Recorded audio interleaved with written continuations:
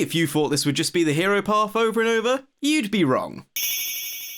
Shadow the Hedgehog is a game of decision-making, discovery, and repetition, spanning 10 total endings, all depending on your choices and moral judgment. Do you know who else had to make some interesting moral judgments? Our guy JC, of course. This isn't actually as strange of a comparison as you might think. Shadow the Hedgehog has deep moral choices, religious themes, and most importantly, the closest thing to Space Satan we've seen since Darth Maul. So today, let's work out and complete Shadow the Hedgehog, truly how the big man in the sky would have wanted it. The idea here is simple. Find a path that will best send Shadow on a biblical journey of struggles, moral ambiguity, temptation, and in turn, redemption. Shadow's path today, as mentioned earlier, isn't just about loving thy neighbor and picking the hero path every time, as that will often just have you slaying everyone who opposes your beliefs. And where's the forgiveness in that? So, to give a basic framework, we're looking for the path that best allows Shadow to save the good people of planet Earth, showing mercy and forgiveness where possible, and ultimately preventing Black Doom from destroying the world. So I got to the drawing board and with the help of Bible.com, began our journey to save the world in the Lord's name.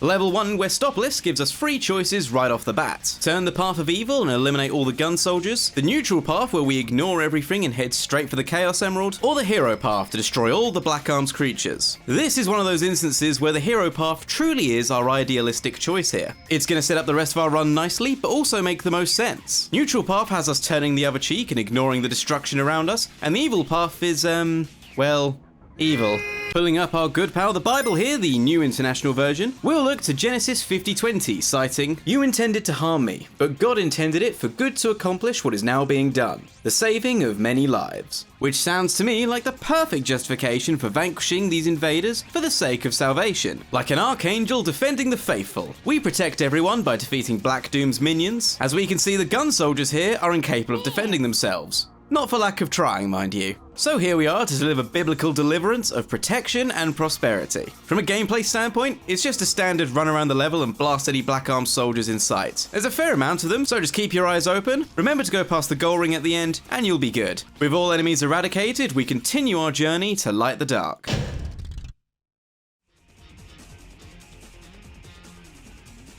Stage 2 will see us following the neutral path here, choosing not to take revenge and follow blind allegiance like this blue bozo would like us to, and electing to just leave with this big ship just, I'm not sure, to be honest. It just kind of leaves. Like, I know story-wise it's because they're hauling after the next Chaos Emerald, but surely your ship can just go up rather than follow the main road. I'm overthinking this, I'm aware. Here we'll be taking our time and avoid unnecessary destruction, playing more to the pacifist side of things. Hence, we'll be leaving the city and moving on.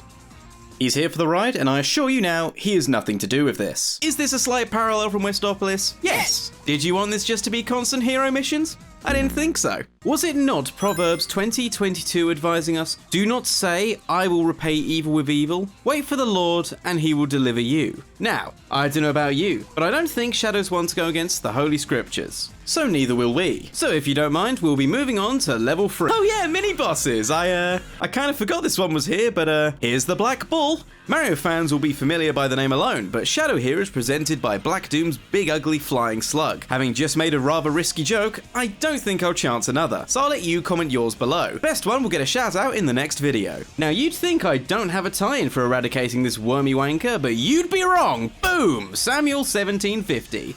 Something killed Goliath with a homing attack and a space pistol. There. I'd love to gloat about how easily we can just bash our head against it over and over, but as per the word of the good Lord via Proverbs 24:17, do not gloat when your enemy falls. When they stumble, do not let your heart rejoice. So, to stay in his good books, I'll keep any comments to myself.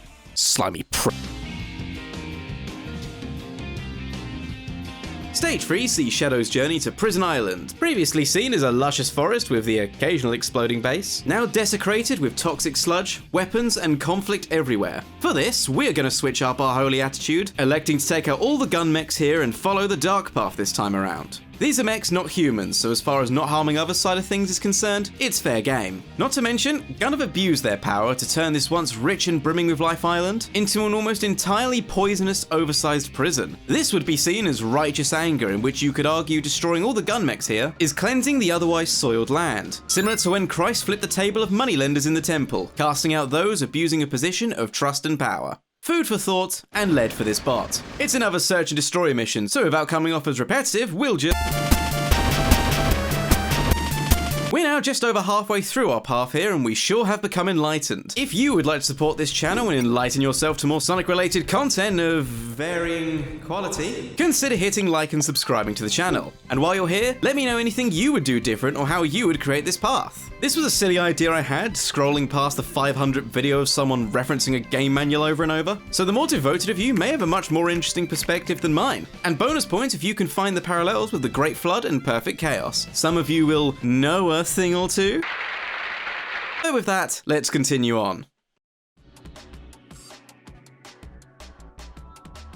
Now it's time to love the neighbour, I reckon. We're on the Doom, back with Maria again, and while it's brief, there's work to be done. This time we'll be taking the hero path, choosing to provide medical aid to researchers saving their lives. This to me made the most sense from a biblical point of view, as while we're surrounded by Gunn, who, by the way, was responsible for this, we still choose to save those when revenge was just as much of an option. Last mission we hammered away at their mechs and Gundam, so this now serves as a sort of redemption for Shadow, alongside answering to the pleas of Maria, mirroring that of Christ's compassion and ability to heal. And while Black Doom attempts to question our lust for revenge, this level questions my patience. Why did this base need to be so goddamn massive? The fact there's walls leading to other sections quickly turns this into a maze. So despite finding the first 7 researchers just fine, the other 3 were a needle in the haystack, and took ages of searching to find. Still, at least I didn't bottle it on the last one, did I?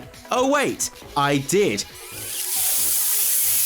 Following 10 lobbed orbs, we press forward. I realise now our level path is zigzagging all over the place, and while I'd love to say it's due to me perfectly constructing this and showing that the most Christian route isn't always about the hero path, and that this was also a way to show it's about helping and healing those in need, whilst delivering divine justice in the process, but when I was messing about with level options, this one just felt kinda right. But if you thought my level choices were contradictory, this game even contradicts itself, as after doing a hero mission with Maria, we're forced into a boss fight with Heavy Dog, where Black Doom goads us on, giving us no option here but to harm humans who we just tried to ignore.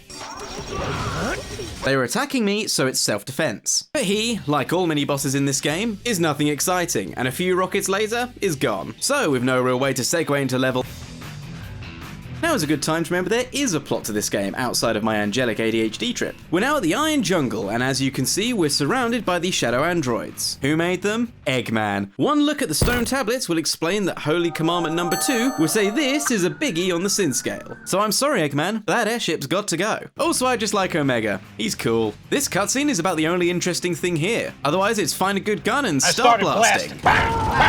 These shadow androids are about as annoying as they are sacrilegious, so into the holy hatcher they go. Or the suck gun if you're cultured. I guess if you want a more biblical reasoning, then referring back to the passage in those little segue screens that nicely break these levels up, it's also here we see Shadow refuse to serve under Eggman and bow to his whim, as the other 2 paths would indicate. So in rejecting Eggman's false replicas, we assert our own self, gunning towards our one and only truth. Is that a stretch? Is this video even going to make it out the scripting phase? Somehow, yes, and on to our final main stage, here is Cosmic Fall. But before then, Eggman fancies another crack at us, where the easiest boss in this game takes place. You question me now, but I guarantee by the time I finish this point, my footage shows me gunning the bastard down, and his defeat animation. Yep, just like that. Now I know earlier I wasn't supposed to make fun of the slug's downfall, even if he is a slimy shit, but to abbreviate Psalm 27:3, though war arise in me, I will be confident. So yeah, fuck it, you're this far into the video, you can tolerate my bullshit. Moving on, we'll once again be taking the hero path, which we can do by committing to our ultimate goal of finding our truth, rejecting the temptations, and vanquishing evil. Find the computer room! That's right, I bet none of you saw that coming. This was all building to find the computer room this whole time. And if you disagree, you can comment below why it's not, you silly fuck. So, as this mission title suggests, we haul ass through this final stage to jump past the goal ring and continue on the level to find the elusive computer room. This, of course, comes from Psalm 25:5. Guide me in your truth and teach me, for you are God, my saviour,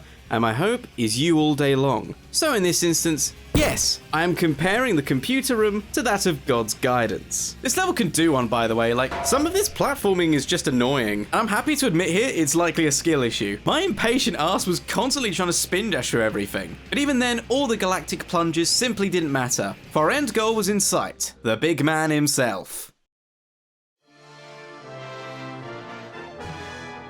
And here we have a fitting end to our journey. We face Black Doom head on, with this battle symbolizing our entire quest, healing the innocent, straying from temptation, and leading our scaly friend to the computer room, who also has relevance to this video. Vector is following a similar path as well, as described in the manual for Knuckles Chaotix, detailing Vector's motivations as believing in the existence of God and arriving after hearing the news of an island of miracles. So anyone doubting this Green King can send their apologies now. Not to mention, you probably already made the comparisons between Black Doom and the Dark Lord, much like I did at the start of this video. So I don't think I need to explain that juxtaposition any further. And for one last time, we'll look to the Bible in this moment of conflict and reflect upon Ephesians 6:10 to 6:11. Finally, be strong in the Lord and in his mighty power. Put on the full armor of God so that you can take your stand against the devil's schemes. And so, with the armor of God putting Excalibur's flashy fursuit to shame, we face Black Doom head on. You could say we are literally fighting the devil. And while this fight is fitting from a narrative sense, it's also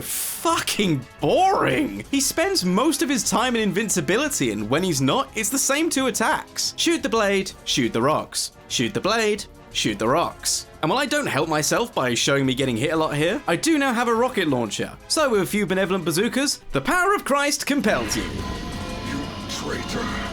Do not think that this is over.